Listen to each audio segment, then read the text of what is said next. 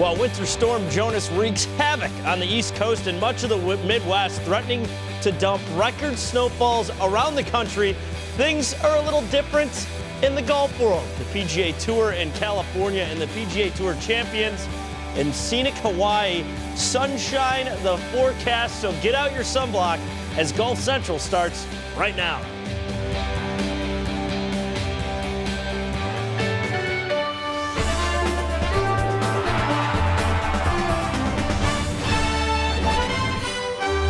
Golf Central, brought to you by Titleist.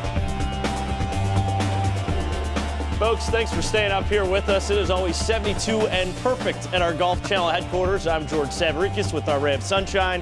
Five-time PGA Tour winner Jim Gallagher Jr. And Jim, we've got a really bunched leaderboard. We just saw PGA Tour champions with the Mitsubishi Electric Championship at Hualalai. Well, we do. We see Davis Love, the never-ending or aging Davis Love, won last year at the Wyndham. And, you know, he's like many of those players that come off the PGA Tour. They think they're going to play more on the PGA Tour, but they find out how difficult it is to continue playing. But great. Tom Watson shooting his age or breaking his age for the third time. So a lot of good scores today. And like you said, the weather's a lot better there than everywhere else in the country. And what does Tom Lehman have to do? 3 eagles, and he can't even get the lead. But the real story kind of stealing the headlines, 4 of the top 6 in the world, pardon me, playing in the Middle East, the Abu Dhabi HSBC Championship.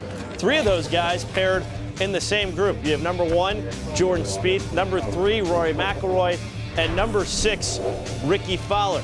We start with Ricky Fowler, who was the high man on Thursday with the 70 different story on Friday. Here he's putting for birdie on the second. Yeah, he did have a very good start yesterday in his last 7 worldwide starts, 4 top 10s and a win. Sneaks him in that right corner, gets him to 3 under par. Fowler undeterred. They had to deal with a 2-hour-plus fog delay to start their second round, so they got off a lot later than expected. Here's Jordan Spieth on the 4th. Wow, this is the theme of the day for him. Had kind of the pulls to the left, only hit 10 fairways yesterday. Continues that trend today. Some poor iron shots. See one there. Drops to 3 under par. Spieth now for par on the 5th. Now this is a club that's bailed him out a lot when maybe the irons aren't working or the driver's not working. Not so there. 24 putts yesterday. The putter let him down today. Another bogey. Here's Fowler, though, for birdie on the 8th. Putter didn't let him down there. Nicely done. So one guy kind of actually jumping into red figures on the day. Here's McIlroy, a tee shot he'd like to have back in the 9th. Well, this is one of the tougher driving holes. Water on both sides. Came from just a little bit on the inside. Swung it out to the right. Needs a break. Didn't turn over for him in the hazard. He and Jordan Spieth didn't exactly play cart golf off this tee, Jim. No, they would have killed their caddy if they had one caddy for sure. But this one going far to the left. Will he get the break? Ooh. He got the cheek, I believe. I love the reaction of your friends. Nice friends. Yeah, just laughing. Nah, hey, are you okay? Yeah. That's hysterical. You just took a 280-yard drive off your backside. And he did. Look at the replay. Saves it, though, from Spieth going in the hazard. Turned out to be a fairly nice break for him. Here's Jordan, his second to the par 5 10th, one of the few bright spots. Well, from 272 yards, as you said, probably the best shot he hit all day. Yesterday, could not get to this green at 2, but what a beautiful shot there. Sets up a 2-putt birdie to get him to 3 under par. So he was 1 over on the day at that point. Ricky Fowler, par 3 12. Well, I just love his golf swing. Good, solid rhythm today. Love the posture. 189 yards. Just sneak it in there just a few feet. And they were playing up until sunset and darkness, as you can see. The highlights getting a lot darker later in the day. Now Fowler to clean up that birdie. Snuck it in the corner again. It's into 500 through 13 holes in the second round now. McIlroy on the 12th, par 3 for birdie. Green's going left, just a total misread there. So he would stay at 5 under par through the tournament, 1 over on the day. McIlroy, this is a heck of a recovery shot. I really didn't need driver off this tee. Got a little bit of aggressive, and like you said, what a shot out of the trees. Maybe a 3-foot area to hit it. Hits in there nicely. Sets himself up for birdie putt. He's trying to steal one before they blow the horn.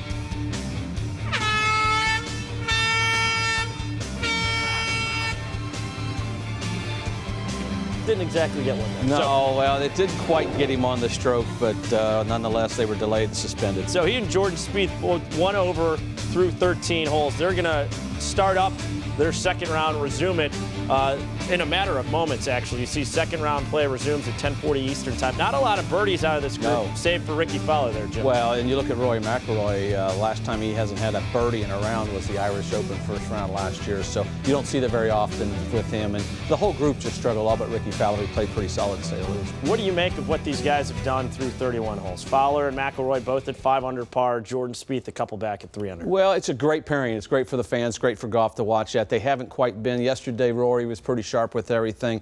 Spieth not as sharp as he was at Kapalua, so just one of those days. But Fowler kind of getting back into the motion there. But like you said, there weren't a lot of birdies when a lot of birdies would be able to be made out there today. Is Spieth almost fortunate to be where he's at? He only hit 10 greens the first round and shot 68. Seemed like he was struggling a bit with the ball striking. You keep waiting for him to put it together out in Abu Dhabi. Well, there was one comment he made to Michael Kraler. Dude, what did I do? What did I do wrong? And when you get to that point, and all players do, you're wondering what's causing it. It's not a whole lot. Just the club face closed a little bit here and there, timing off a little bit. But like you said, when you struggle with the driver, that doesn't give you very many opportunities with the irons. And his putter just couldn't bail him out today like it has in the past. And it seems like it's trickling down through a lot of the bag. Let's take a look at the guys at the top of the leaderboard. We had the amateur Bryson DeChambeau, shot an 8 under par 64, but he was overtaken by Andy Sullivan. Andy Sullivan on the par 4 first for the bunker. Well, 3 wins since the start of last year's season, 2015 season, as is Rory McIlroy, fought him to the end at the BP World Tour Championship. So nicely done by Andy. He would make a birdie, tied for the lead at 8 under par. Sullivan for another birdie on 9. He's paired with Darren Clark, Ryder Cup captain, trying to impress the captain. Putts like that'll do it.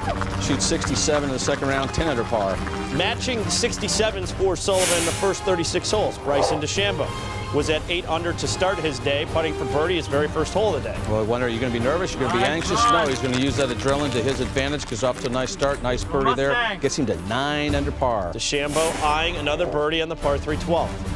Well, this is an incredible start, just what you want to do when you're trying to kind of calm the nerves, get off to that good start. Rolls that dead center.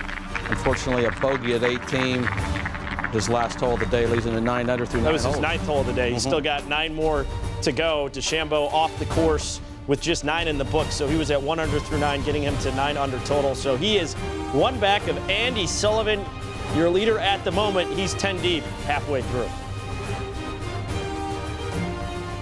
I warmed up and the fog came in, and then I was in there for 2 hours, so you're sitting down for a bit, quick 20-minute warm-up, and then straight out the blocks, which is great. You know, obviously to get out that quick is always great. You know, you don't expect to all the time, you know, feel your way into the round a little bit, but I feel totally different coming in. You know, this time last year, obviously, I'd already won, but still felt, you know, this tournament of this magnitude with the players, knew that I'd have to go some to do it, where coming in this year, I know if I bring my A game, you know, I'm going to have a good chance of being up there now. So it's nice to do that, and obviously to go out there and actually put your A game to the test is great. So I think today was even more impressive than yesterday. You know, I think yesterday I had it under a lot of control and it felt quite easy. Today, you know, started off great, lost my way through the middle part of the round there, and then dug deep and finished really strong there with 3 birdies to finish. So, you know, I think on the whole was much happier with today, and it obviously puts me in good stead finishing that way for the rest of the tournament.